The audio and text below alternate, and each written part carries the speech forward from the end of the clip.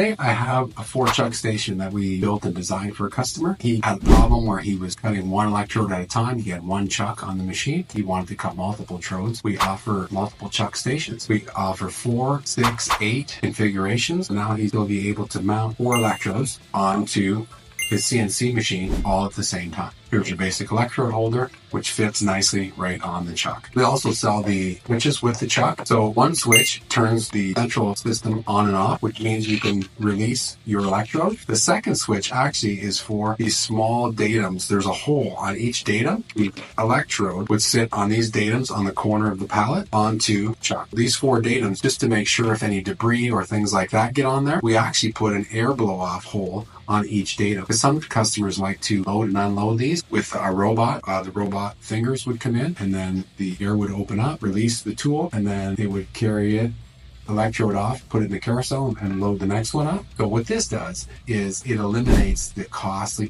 need for a robot, the setup. Sometimes people don't have room for a robot or the budget for a robot. If you like our content, by all means, smash the like button below. Thanks.